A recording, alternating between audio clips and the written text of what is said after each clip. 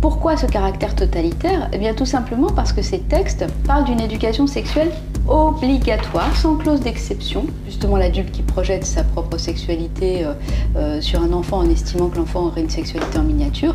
Or l'enfant n'a pas de sexualité. Il s'agit de programmes internationaux qui visent à s'imposer aux différents peuples concernant une banalisation de l'idée que l'enfant serait sexualisé et qu'il faudrait lui enseigner la sexualité dès l'âge de 0 ans. Et la pédophilie commence toujours par l'idée et la projection d'adultes sur des enfants en leur attribuant une sexualité.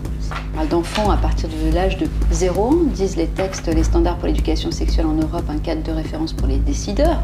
C'est le texte de l'OMS. Déclaration internationale des droits sexuels. Il y a aussi la déclaration des droits sexuels du planning familial international qui est repris par l'OMS comme une référence pour attribuer des droits à la sexualité chez les enfants.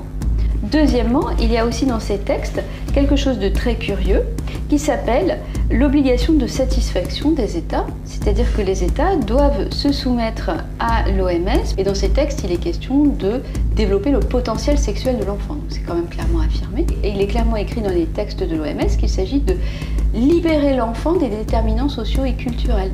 Pour l'OMS, les enfants vont être partenaires de l'adulte pour être éduqués, je cite, au plaisir et à la satisfaction liée au toucher de son propre corps, la masturbation enfantine précoce. Donc on voit bien qu'il y a une confusion, la masturbation c'est un terme de sexualité adulte, l'enfant éventuellement il explore tout son corps et il fait du tripotage, on n'est pas du tout dans quelque chose de sexualisé précisément, donc là il y a une confusion.